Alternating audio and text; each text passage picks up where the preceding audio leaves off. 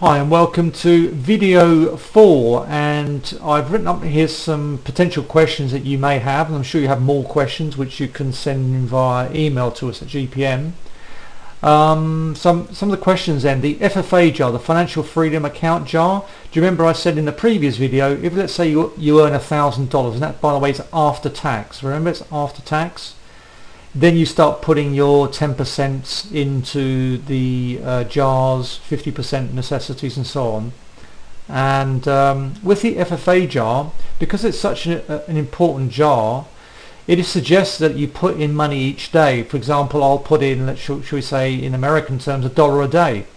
So, if you've got a spare dollar or 50 cents, just throw the money into the jar. Now why? It's about creating the habit. It's not about putting in large volumes of money. If you've got the volumes of money, great. If you haven't, then just get into the habit of putting those coins into that FFA jar each day, because it's the golden goose.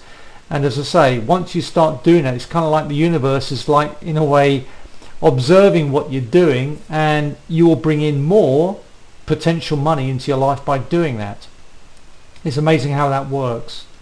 If you're not earning any income right now, well, you can start with $1. So your first dollar, you start the system off with your first dollar, and you split it into six jars. So you split that dollar down into 6 components and put them into each jar. I know it sounds not particularly amazing when you start for $1, but there was one person who did this at one of Harbeck's seminars some years ago, and now she's a multi-millionaire. She got into the habit of starting small and slowly building up. But I think after 6 months she was working with about $10,000 per month with the jar system. So it's all about starting now. Don't wait for the right time, the right reason. We can wait forever. Start with the money you've got. If you've got $10, then split it into the 6 jars.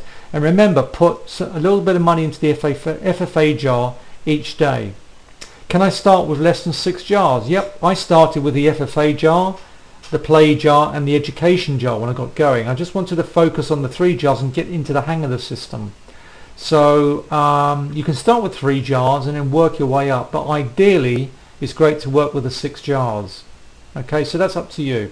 Also, you can add whatever other jar you want in time. So once you get used to the jar system, you might have a jar for paying off debts, shall we say. So that could be an additional jar to the already 6 jars. We can talk about that in a Q&A in the future.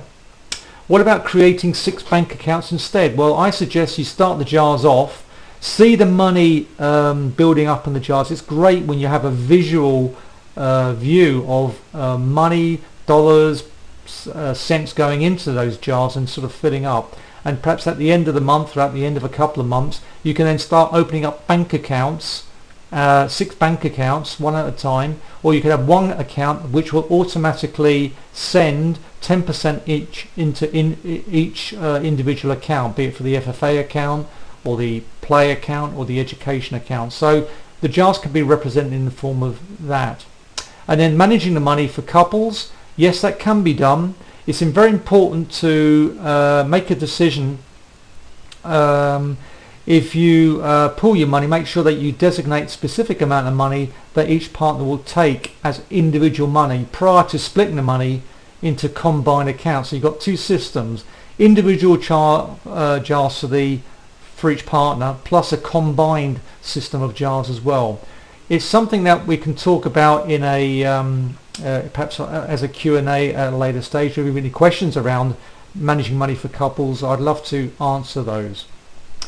And just very, very quickly, because I want to keep this to 5 minutes, is a summary of the accounts: FFA, LTSS, play, education, necessities, and the give jar. This is from the previous video, but it's just to give you a quick summary of what those 6 accounts are.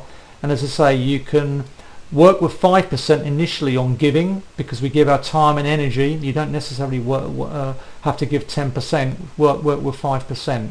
So I hope that's clear. Any questions, please send them to GPN. I'd love to be able to answer any questions around the jar system. It's an amazing system. Good luck with it, and I'll see you in the next video. Thank you.